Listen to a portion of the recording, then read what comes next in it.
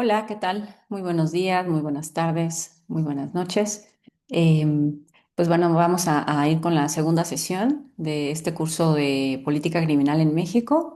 Seguimos abordando lo que se refiere a los fundamentos teóricos y conceptuales de lo que es la política criminal o de cómo debemos entender hoy día esta idea. Entonces, bueno, un poco también para permitir situar lo que vamos a comentar el día de hoy. Pues así como lo hicimos en el video anterior, comenzamos con un supuesto hipotético. Estamos en un país, el que ustedes gusten, donde comienza a haber un incremento de fraudes digitales. Entonces, bueno, son varias las personas afectadas y por supuesto comienza a haber pues presión por parte de la ciudadanía, por parte de determinados actores, de víctimas. Por un lado, pues de implementar nuevas formas de castigo. Por otro lado, pues también se habla de prevenir o incluso de actuar antes de que el daño ocurra, ¿no?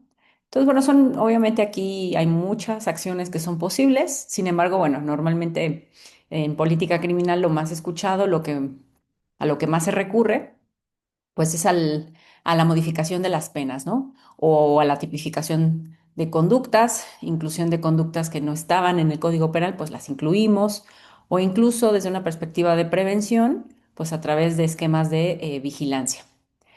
Bueno, básicamente esas son como las que ahorita trabajaríamos, pero por supuesto que hay una gran gama de posibles soluciones. Ahora, el tema es que no se puede hacer, digamos, todo a costa de libertades y de derechos, ¿no? Tenemos que entender que el Estado debe sustentar su acción, no de manera autoritaria, sino por el contrario, con base en principios democráticos. Y aquí es donde el Estado cuenta con determinados principios bajo los cuales le es posible realizar acciones de política criminal, tomar decisiones de política criminal. Aquí es donde precisamente entra el tema de los principios de política criminal. Y bueno, pues esta sesión precisamente nos centraremos en revisar, y como objetivos que tenemos para estas sesiones, revisar qué son y para qué nos sirven los principios de política criminal. En un segundo momento, ya una vez que definimos qué son, para qué se utilizan, qué función cumplen, pues vamos a conocer algunos de los principios que de manera contemporánea se reconocen en algunas jurisdicciones. Entonces, bueno, para comenzar con esta idea de qué es un principio y sobre todo cuál es su conexión con la política criminal, pues bueno, me fui a, digamos, a lo más básico, al diccionario de la Real Academia Española, donde si ustedes teclean la palabra principio, pues les va a salir una serie de definiciones. Dentro de una de ellas, precisamente está esta que refiere que un principio es una norma o una idea fundamental que rige el pensamiento o la conducta. Entonces estamos hablando de una disposición que intenta guiar nuestro comportamiento. Obviamente, recordarán de la sesión pasada que entendíamos que la política criminal es como todo ese conjunto de acciones, de decisiones que un Estado toma para prevenir o reaccionar frente a acciones que son consideradas delitos. Eso por cuanto a su naturaleza práctica. Pero en cuanto a disciplina, veíamos que la política criminal se puede constituir como una especie de conocimiento de esas acciones, de esas decisiones que se toman para prevenir y reaccionar frente a los delitos.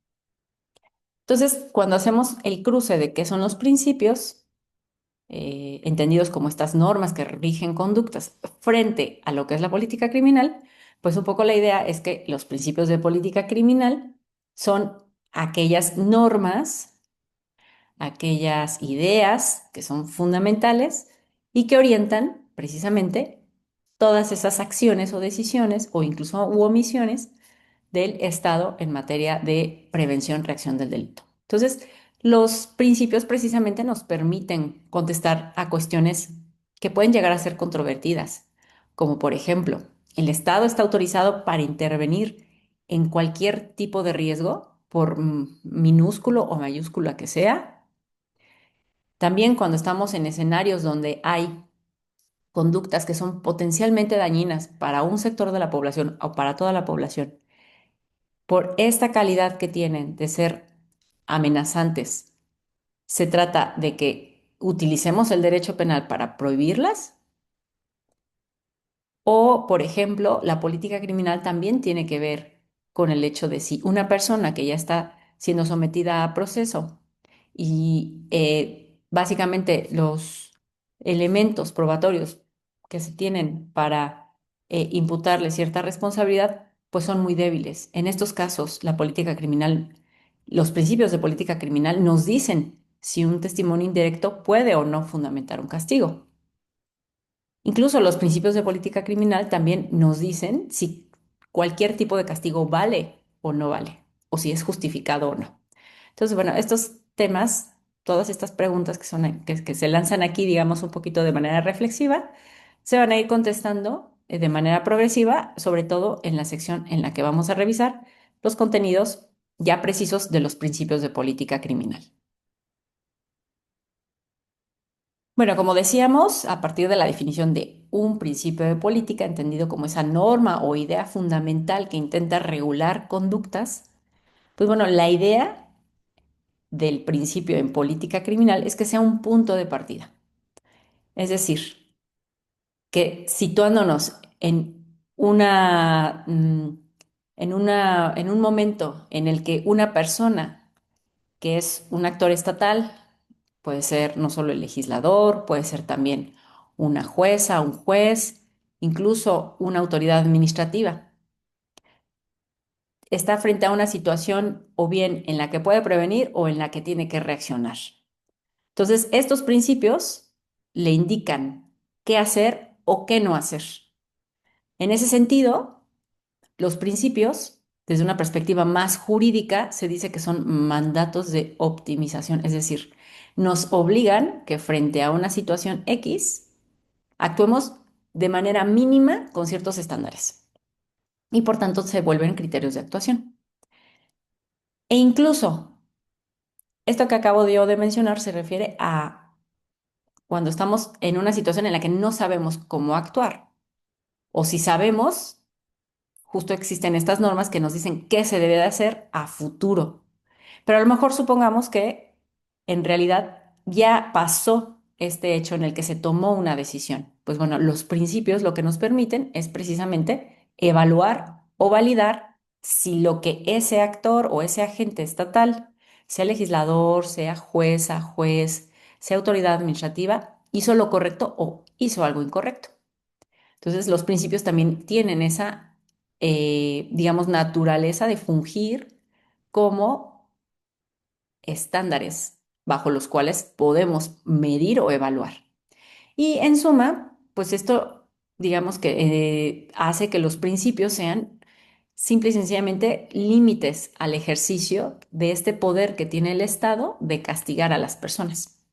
Y por tanto, pues también fungen como mecanismos de control del Estado, ¿no?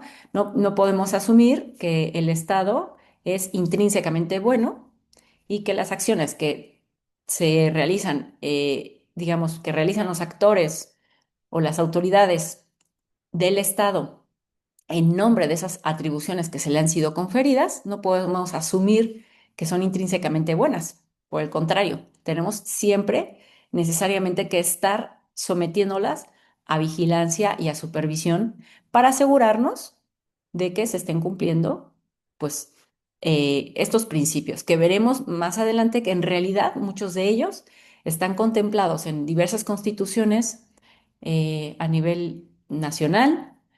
Algunos de ellos constituyen incluso principios digamos, constituyen derechos reconocidos en tratados internacionales y por tanto son precisamente estas garantías de que las autoridades están cumpliendo de manera adecuada con sus obligaciones. Y bueno, a ustedes quizá les surja la duda de, bueno, ¿y cómo es que surgen estos principios?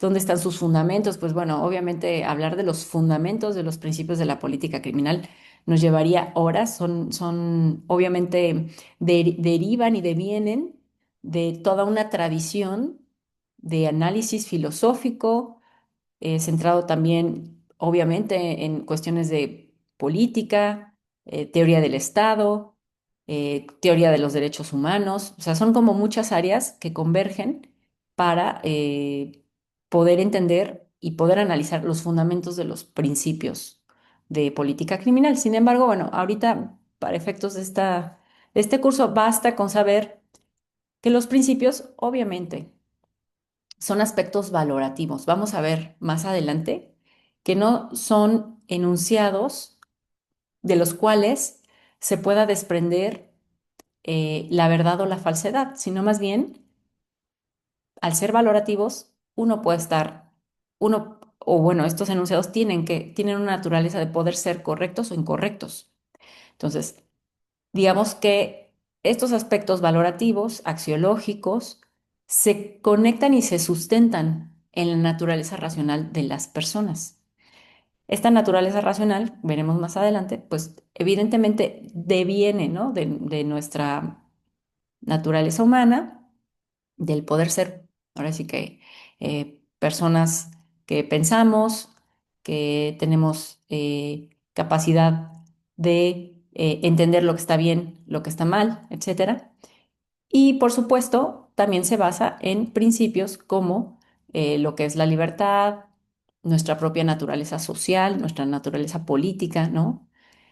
Entonces, básicamente esos son como los fundamentos de los principios. La cuestión es cómo se determina que cierto enunciado valorativo sea un principio de política criminal. Pues bueno, aquí básicamente el método que se utiliza para sustentar los principios de política criminal no es otro que más que el de la argumentación.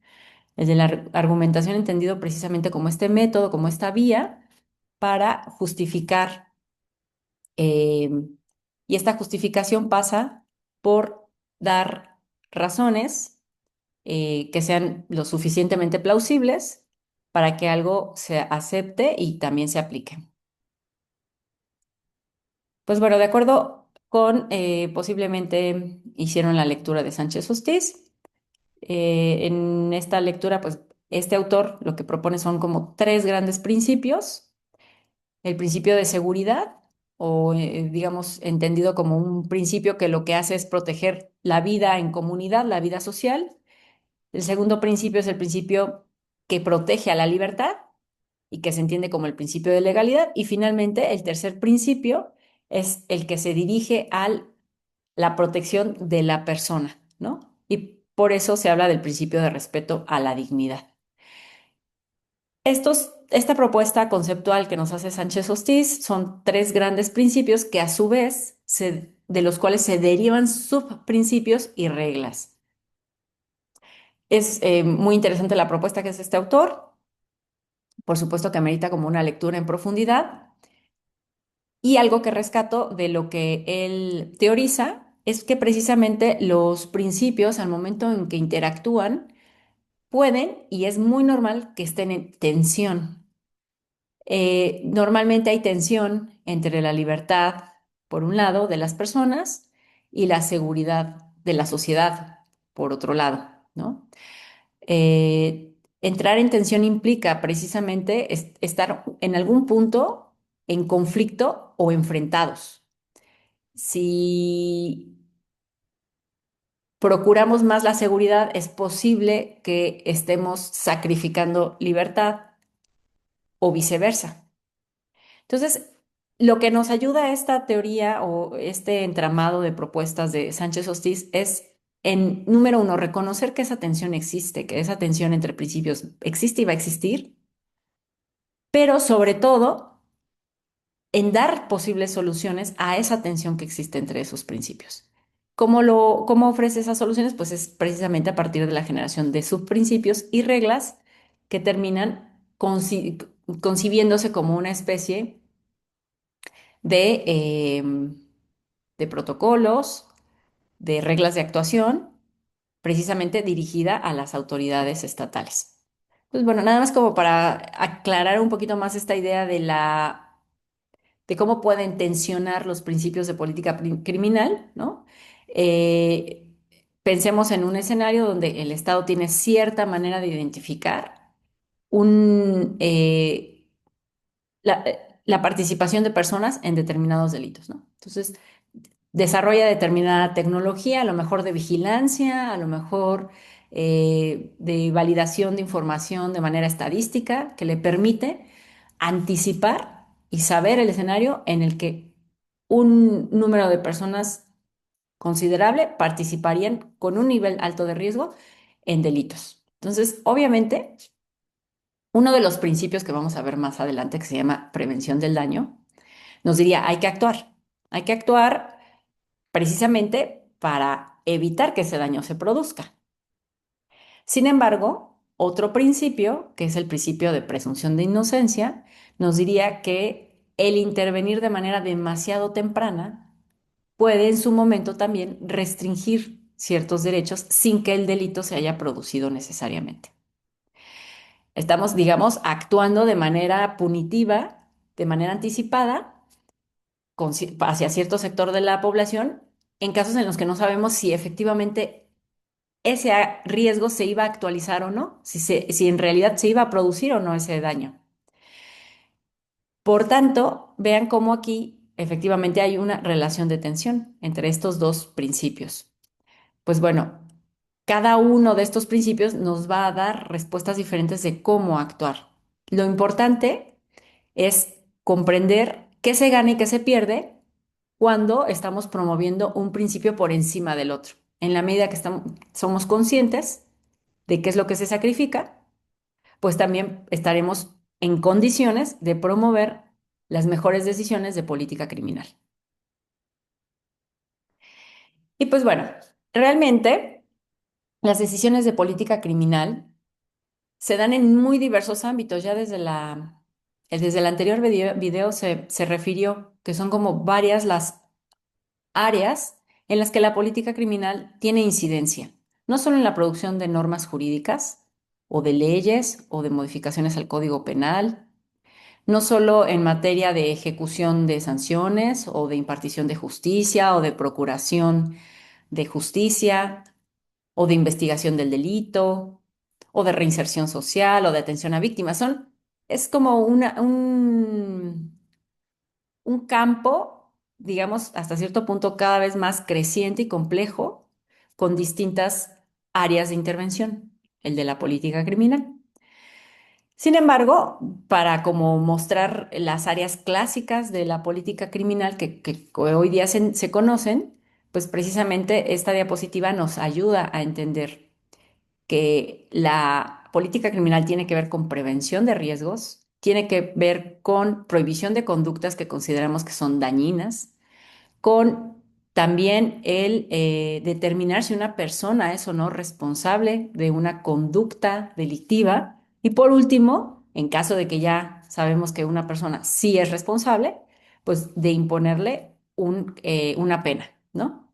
Entonces, estas son como las cuatro áreas más tradicionales de intervención de la política criminal. Y por supuesto, cada una de estas áreas tiene o se rige por principios y subprincipios. Los principios y subprincipios recordarán que veíamos que son estas normas, ¿no? O ideas fundamentales que intentan regir la conducta.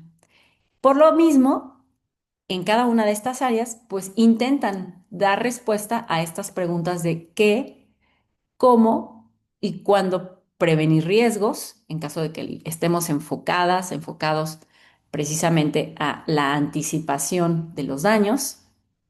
También contestan preguntas sobre el qué, cuándo y cómo prohibir, entendiendo que lo que estaremos prohibiendo serán determinadas conductas típicas que consideramos resultan dañinas para determinados bienes jurídicos. Bienes jurídicos que pueden ser desde la vida, pueden ser la integridad física, pueden ser la libre autodeterminación, puede ser la salud, puede ser el medio ambiente, hay muchos bienes jurídicos, muchos de los cuales, sino es que la gran mayoría son reconocidos por las normas fundamentales o llamadas constituciones políticas. También los principios de política criminal tienen que ver, como les decía, con el qué, cuándo y cómo someter a una persona a un proceso donde se determine si fue responsable o no del delito que se le imputa. Y finalmente, algo que yo creo que es donde se centra o se ha centrado mucho el debate de política criminal es el tema de la pena, sobre todo la pena, digamos que por antonomasia entendida como la pena privativa de libertad. Entonces, ¿qué, cómo y cuándo imponemos esa pena?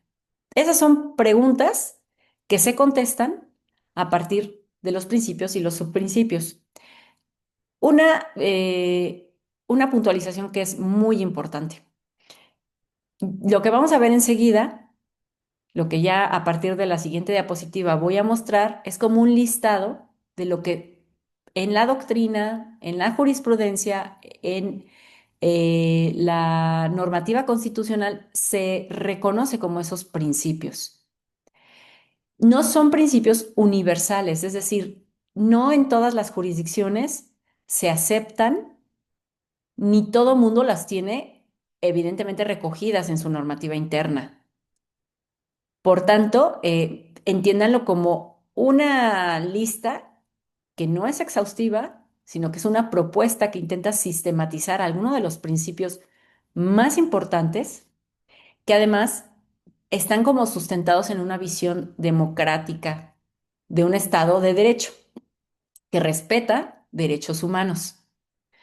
Por tanto, obviamente se vuelven principios con una finalidad prescriptiva, o sea, de decirnos qué hacer, cómo hacerlo y cuándo hacerlo, según en cuál de estos puntos nos encontremos. Pero por lo mismo, no es una lista que esté completamente consensuada con la visión, digamos, global de quienes trabajan en estos temas, ¿sí?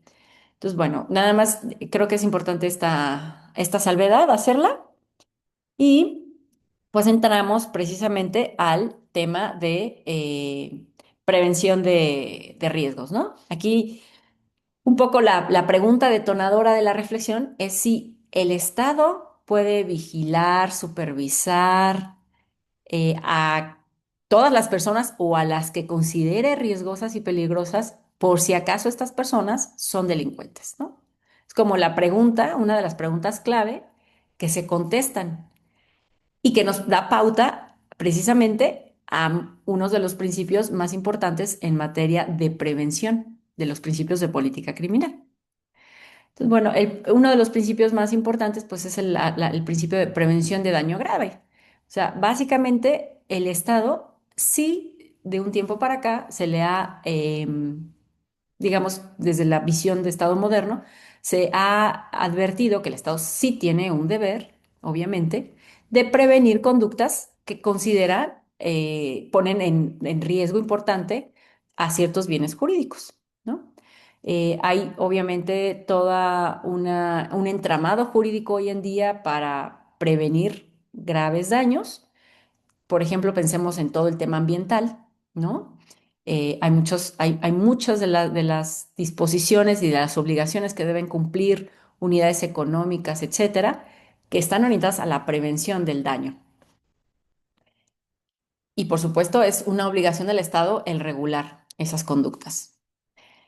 Eh, Otro principio importante es el de delimitación material del riesgo, ¿no? Que creo que esto es algo muy importante. O sea, el Estado no puede eh, establecer que va a prevenir determinadas conductas definiéndolas de manera muy ambigua, sino que tiene que hacer una regulación muy específica y muy clara sobre aquellas conductas que, número uno, sí se ha demostrado que son riesgosas y que efectivamente tienen un alto potencial de generar algún daño grave, ¿no? Entonces, a eso se le llama delimitación material del riesgo, o sea, delimitar claramente cuál es el riesgo, cuál es la conducta y además identificar empíricamente cuáles son las decisiones relacionadas con ese riesgo. Otro principio relaciona o de manera importante que se relaciona con el estadio de la prevención es el principio de la proporcionalidad, que además este principio de proporcionalidad en realidad ustedes van a ver que se repite prácticamente en los otros ámbitos de la política criminal. Este principio de proporcionalidad en el área de la prevención nos diría que la restricción de derechos con el ánimo de prevenir tienen que ser proporcionales al riesgo en el que se está poniendo el bien jurídico.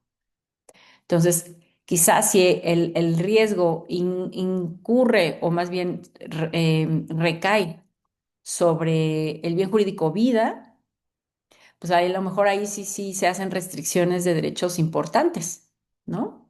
Por ejemplo, pensemos en las protestas sociales, ¿no? Obviamente aquí en las protestas sociales, pues lo que se promueve y está regulado y se conoce como derecho, pues es la posibilidad de manifestarse públicamente en los espacios comunitarios, ¿no? Sin embargo, pues el Estado dice, tiene que ser una manifestación pública. En el momento en que hay personas con armas, pueden ser de fuego o armas blancas, eh, si se identifican a estos sujetos, lo que va a ocurrir es que va a haber una restricción de derechos, pero tendrían que ser restricciones de derechos proporcionales al peligro. Si única tendría que haber como un enfoque muy claro de delimitar quiénes son las personas peligrosas y además hacer un uso de la fuerza por parte de policías de manera proporcional al peligro. Los policías no pueden llegar y hacer uso de armas de fuego para intentar contener a alguien que está haciendo que está portando un arma de fuego de manera inmediata. O sea, tiene que haber una progresión, una proporcionalidad en el uso de la fuerza. Y bueno, también se sugiere que en materia de prevención no se utilice cualquier intervención si es que no se ha probado que esa intervención ha funcionado en otro lugar. O sea, aquí es algo que se relaciona con algo que veremos más adelante que se conecta con el uso de la evidencia en el diseño de política criminal como subespecie de política pública. O sea, necesitamos contar con evidencia de que de que ha resultado efectivo. Básicamente esa es la idea. Ahora, entramos al campo de la prohibición o tipificación de delitos, que es otra área de la política criminal, ¿no? Entonces, la pregunta aquí, digamos que nos permite como reflexionar es si todo comportamiento riesgoso debe ser delito. Es una pregunta, no es la única, hay muchas preguntas, ¿sí? O incluso todo comportamiento que se observó que es dañino, no solo riesgoso, sino que ya se comprobó que puede llegar a ser dañino, ¿debe ser delito? Esto tiene que ver con lo que veremos también más adelante sobre políticas criminales expansionistas o reduccionistas. El caso quizá más claro en su momento tiene que ver con el consumo, por ejemplo, de la marihuana. Hoy, pleno siglo XXI, pues precisamente este siglo ha estado marcado por esa discusión de, a ver, el consumo de la marihuana con fines lúdicos es un comportamiento riesgoso. Ok, se asocia, por supuesto, a que la persona que consuma marihuana pues pueda consumir otras drogas. Es como una especie de puerta de acceso a una vida en la que pues cada vez quien tiene problemas de consumo de sustancias psicoactivas, pues vaya queriendo consumir otras sustancias, ¿no? O sea, la marihuana es la puerta de entrada, algunos refieren eso.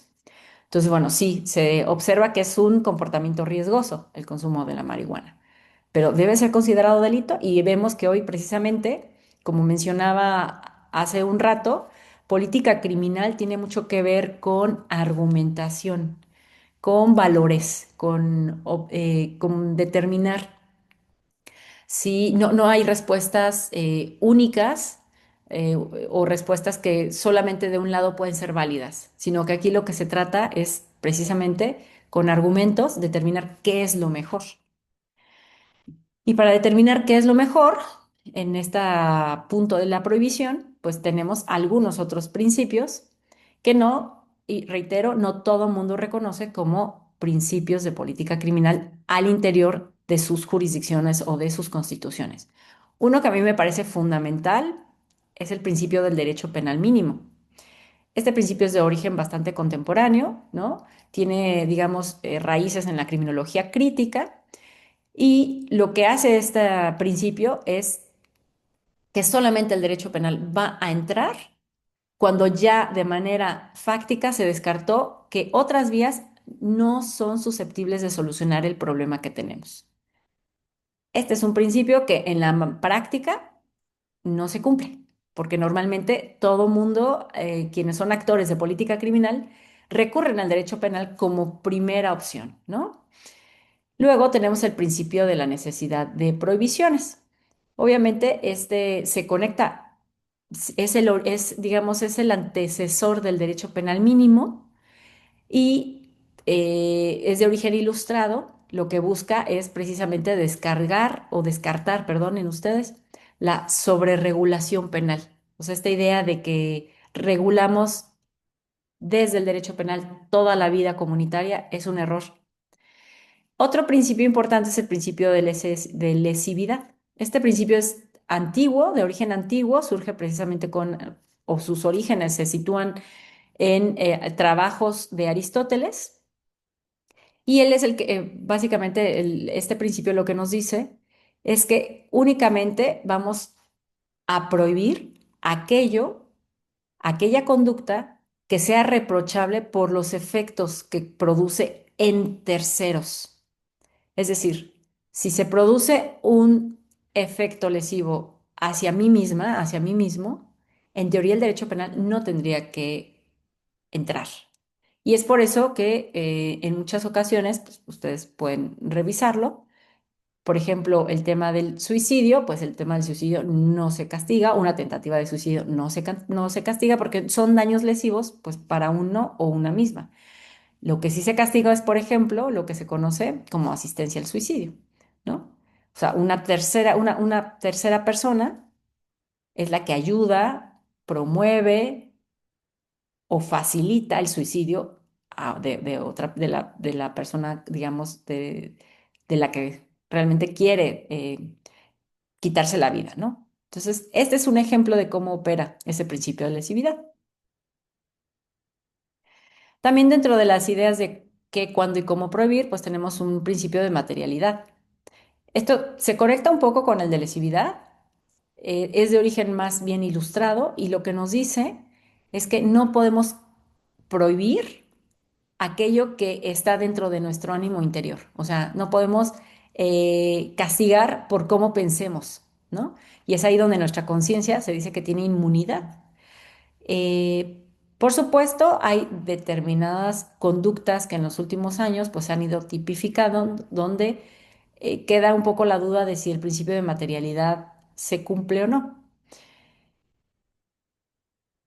Y bueno, tenemos también el principio de responsabilidad penal. Este, digamos que básicamente nos dice que tenemos que prohibir aquello que se cometa con conciencia y voluntad, o sea, donde la persona que está involucrada en una conducta antisocial, que sabemos que está poniendo de manera grave en riesgo un bien jurídico, pues esa persona es capaz de comprender que lo que está haciendo o de lo que está queriendo, pues es dañino. Entonces, este es el principio de responsabilidad penal y obviamente también es transversal a la cuestión de qué, cuándo y cómo juzgar, porque por principio de responsabilidad penal, pues sabemos que hay una jurisdicción diferenciada entre adultos y adolescentes.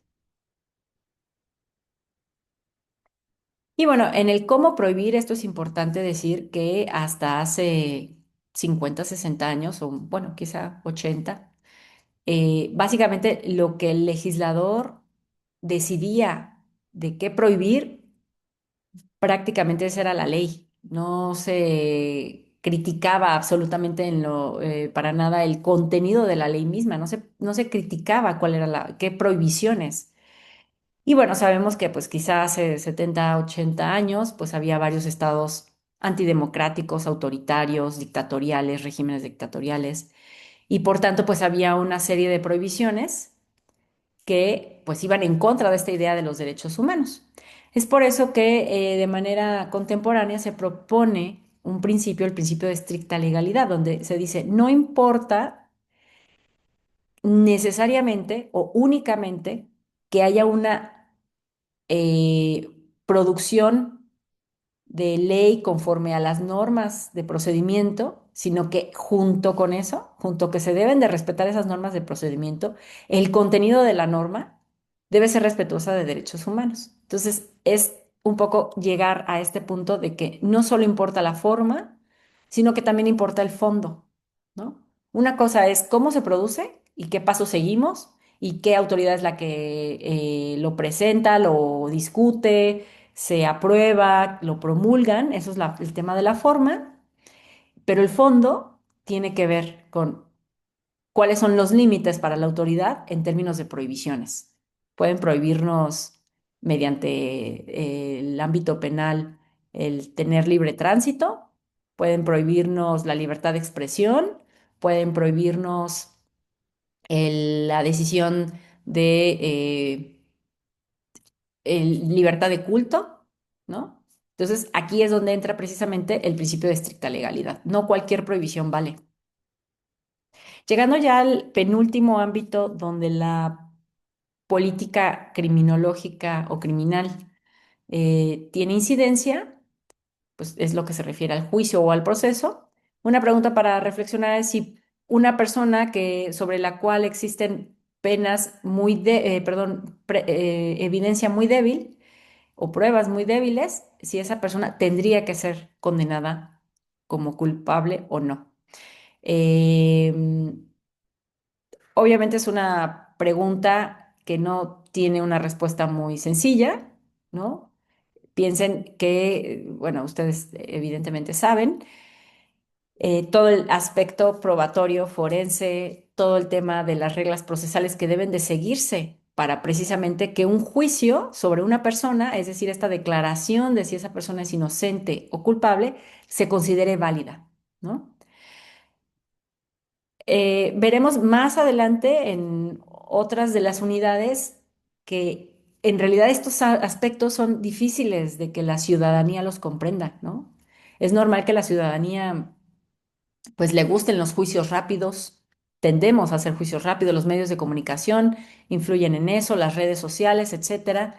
Son juicios que son paralelos, que son informales, pero que también conllevan cierto grado de castigo, de reacción, etcétera.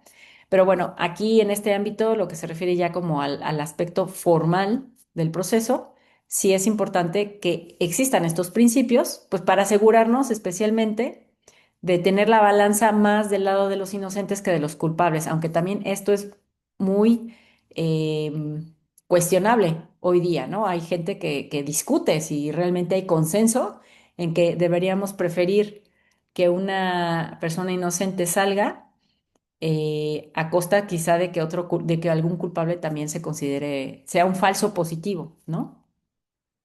O un falso negativo. Entonces, bueno, dentro de los principios que tenemos en este apartado está el principio de jurisdiccionalidad en sentido estricto. Este principio lo que nos dice básicamente es que no se puede concebir un juicio si no hay una acusación, si no hay prueba y sin defensa. Es decir, necesitamos tener a estos elementos una parte que acusa, una parte que defiende, más la prueba para que, junto con una autoridad que va a decidir, pues realmente haya posibilidades de emitir un juicio. Tenemos también lo que se conoce como el principio acusatorio, que se asocia con esta idea del principio de jurisdiccionalidad en sentido estricto, ¿no? Es decir, tiene que haber una persona distinta de la que va a decidir si la persona es inocente o culpable, que esté llevando la acusación. Y bueno, esto ustedes están familiarizadas con esta idea. En México se introduce este principio en el 2008 y desde entonces, pues es la fiscalía la que juega este papel de parte acusadora. Tenemos también el principio de imparcialidad del o de la jueza, del juez o de la jueza. Este principio lo que nos invita, ¿no? Es que la persona que determine en últimas si otra persona que está siendo imputada es inocente o culpable, lo que nos dicen es, este juez o esta jueza no debió de haber conocido el proceso, porque se entiende que puede tener sesgos. Entonces, ¿cómo se materializa este principio? Hoy día, en la separación que se hace de figuras. Por un lado, jueces de control, por otro, los jueces de juicio oral, ¿no? Entonces, se separan estas figuras con la intención de que quien determina la inocencia o culpabilidad no sea una persona que está sesgada en su juicio. También está el principio de presunción de inocencia, tiene antecedentes desde el derecho romano prácticamente, y lo que implica la presunción o este principio de presunción de inocencia es una regla de trato, o sea, nos obliga a que a la persona imputada la tratemos de cierta manera, le reconozcamos derechos, le reconozcamos libertades, hasta en tanto no se determine si es inocente o culpable. El principio de carga acusatoria de la prueba, pues lo que nos dice es que quien está acusando es el que debe demostrar que esa persona a la que están sentando en el banquillo como imputada, pues que demuestre o con base en qué evidencia está sosteniendo que esa persona es la responsable, ¿no? Tenemos también el principio de defensa, que en realidad estos dos tienen que ver con este principio de jurisdiccionalidad en sentido estricto. Como les había dicho, necesitamos defensa, necesitamos prueba y necesitamos defensa, acusación. El principio de defensa nos dice, necesitamos una persona lo suficientemente capaz, inteligente, con formación especializada para que atienda el juicio. Y el principio de contradicción que básicamente lo que nos dice es que acusación y defensa se van a enfrentar, van a cada una de ellas a tener una teoría del caso y en teoría ganará aquella teoría del caso que resulte más plausible en la explicación de los hechos. Y bueno, estos son otros principios sobre cómo juzgar, el hecho de que los juicios sean públicos, orales, el hecho de que se necesite una prueba, el principio de prueba, necesitamos que la jueza o el juez dicte sentencias a partir de elementos de convicción, pero no de cualquiera, ¿no? O sea, no cualquier prueba vale. Eh, y luego tenemos el principio de motivación. Una vez que un juez o una jueza determina que una persona es inocente o culpable, pues tiene que explicar con base en qué hizo esa decisión y esa decisión no tiene que sustentarse en intuiciones o en creencias, sino precisamente tiene que determinar a partir de la prueba que fue ofrecida por la parte de la acusación o incluso también por la defensa, pues tendrá que decir cómo esos elementos sostienen su decisión de declarar inocente o culpable a una persona. Y finalmente, la última área de intervención de política criminal tiene que ver con el castigo o la pena. Como les dije, estas áreas de intervención son como las mínimas, son las reducidas. Está, por supuesto, una serie de temas que no están aquí, pero que por supuesto que sepan que los principios son temas que se están trabajando todavía hoy día, en los que no existe total consenso. Como ya les dije, no son principios universales, no todo el mundo los reconoce, e incluso hay muchas áreas en las que ni siquiera hay todavía principios reconocidos. En el tema del castigo o la pena, una pregunta que puede invitarnos a la reflexión es si tiene sentido imponer penas altas, aun cuando estudios criminológicos nos han demostrado que no necesariamente este tipo de intervenciones reducen el delito. Y bueno, pues vamos con con las últimas diapositivas de la sesión de hoy. Dentro de los principios de qué, cuándo y cómo castigar, pues está el de retribución penal, ¿no? Eh, Obviamente este principio de retribución penal se conecta con la justificación retributiva del castigo y de manera contemporánea nos dice que nadie puede ser castigado más que por lo que ha hecho y no por lo que es, ¿no? Entonces, nadie puede recibir un castigo más que por las conductas que hizo de manera objetiva y no tanto por su personalidad, por su ideología, etcétera, ¿no? Un poco la idea de aquí es excluir el castigo del inocente. También está el principio de legalidad, que como vimos se conecta con lo que Sánchez Hostiz determina como principio importante de política criminal. Y de manera como muy clara nos dice que nadie puede ser castigado sino por la comisión de un delito previsto en la ley de manera previa al hecho. Es decir, para que alguien pueda recibir una sanción, su conducta tiene que ajustarse a un tipo penal que está previsto de manera previa en el código. Principio de retroactividad de las leyes penales, pues bueno, básicamente nos dice es que nadie puede ser castigado sino por virtud de una ley que entró en vigor antes de que se cometiera el hecho, ¿no? Entonces, realmente estos dos principios están conectados, interrelacionados. También el siguiente principio es muy importante y no está reconocido de manera universal, el principio de humanidad de la pena. O sea, se habla de que las penas tienen que ser humanas, que no tienen que consistir en tratos crueles, en tratos degradantes, en tratos indignos, precisamente derivado de este principio de la dignidad de la persona de la que nos hablaba Sánchez Hostiz. Entonces, las personas en teoría no pueden ser tratadas como un medio o cosa, sino como un fin en sí mismas.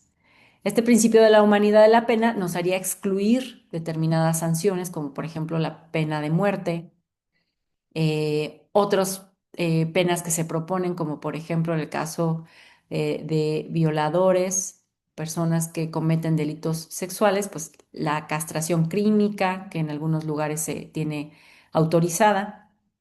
También al castigar se tiene que hacer de manera proporcional, es decir, la pena que se impone tiene que ser proporcional al delito que se cometió. Y entonces aquí, digamos que es un reto el que se tiene porque no hay, hoy día no hay criterios objetivos de determinación de la pena. Y por eso es que vemos que incluso dentro del propio México, un mismo delito puede tener en distintos estados penalidades muy distintas. Mientras incluso en algunos lugares puede estar despenalizado y en otros lugares puede estar penalizado. Y esto se debe un poco a que no hay criterios objetivos de proporcionalidad, sino que todo depende de estas decisiones más valorativas. También tenemos el principio de equidad de la pena. Tratamos igual a los iguales, desigual a los desiguales. El de certeza de la pena, que ya desde becaria nos decía que para que la ley penal disuada, pues la persona tiene que tener certeza de que se le va a imponer un castigo. De otra manera, no importa cuán severa sea la pena, si no tengo certeza de que me van a imponer algo, pues el castigo no es efectivo. Similar al principio de derecho penal mínimo está el principio de pena mínima necesaria. Esta idea de la pena mínima necesaria nos dice que solamente tenemos que imponer sanciones, digamos, no solo graduadas en términos de proporcionalidad, sino que además no podemos ser inmediatamente severos. O sea, tenemos que pensar que si alguien es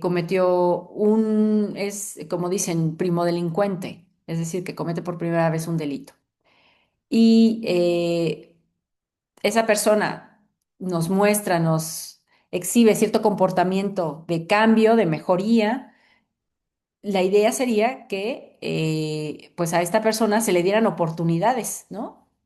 Porque como la criminología nos lo ha mostrado, el etiquetamiento que produce el sistema penal a partir de los antecedentes penales pues es muy grave y tiene impactos profundos en la vida de esta persona cuando intente, por ejemplo, conseguir empleo, etcétera.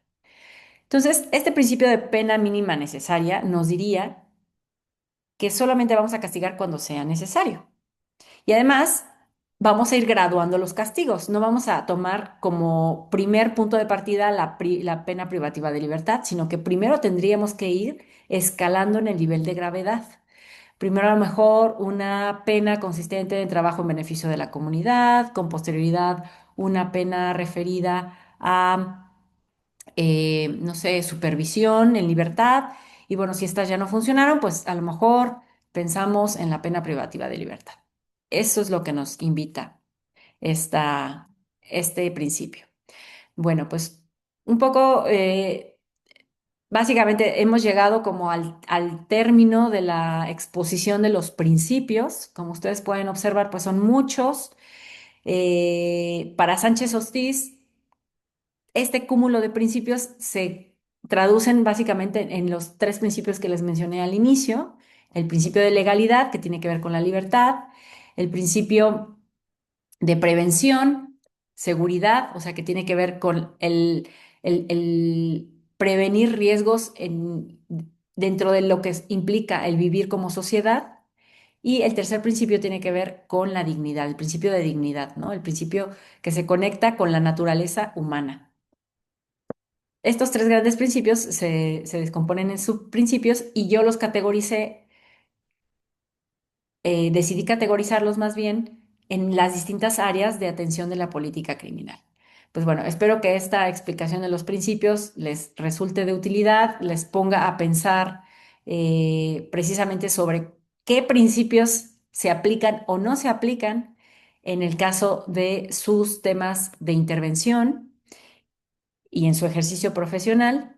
Y bueno, ya para cerrar esta presentación y en sí toda la primer sección de este programa, pues decirles, recordarles que debemos entender la política criminal o criminológica, según ustedes deseen llamarla, como este conjunto de acciones, decisiones, omisiones, saberes que tienen por objetivo prevenir acciones humanas consideradas delictivas. Y bueno, no solamente acciones humanas, sino también omisiones humanas. Em, Vimos que la política criminal tiene esta doble faceta de ser tanto acción como análisis de la acción, ¿no? Eso por un lado. Recordar que el derecho penal es únicamente uno de los instrumentos de política criminal. Lo vamos a ver sobre todo a partir de las siguientes sesiones. No es el único instrumento. De hecho, la idea a partir del principio de derecho penal mínimo es que sea el último recurso al que acudimos y por tanto, pues tenemos que ser creativas y creativos en el momento en que decidimos qué instrumentos vamos a recurrir o con qué instrumentos vamos a atender una situación, porque no nada más está el derecho sancionador, del que forma parte el derecho penal, el derecho administrativo sancionador, también el derecho civil puede ser parte del derecho sancionador, sino que existen otro tipo de intervenciones que tienen que ver más con esta visión amplia de política pública. Y finalmente, pues ya vimos que los principios de política pública lo que intentan ser son estas normas fundamentales que nos orientan, que orientan nuestra conducta sobre qué decisión debería de tomar como actor de política criminal y sobre todo también como mecanismo de de control, porque me permite, una vez que se cometió una conducta, bueno, más bien, una vez que se tomó una decisión por parte de un actor de política criminal, me permite mirar hacia atrás y me permite ver si se ajustó esa decisión a principios de política criminal, ¿no? Entonces, bueno, pues básicamente esa es la sesión del día de hoy. Les agradezco su atención y dejaré las actividades en el campus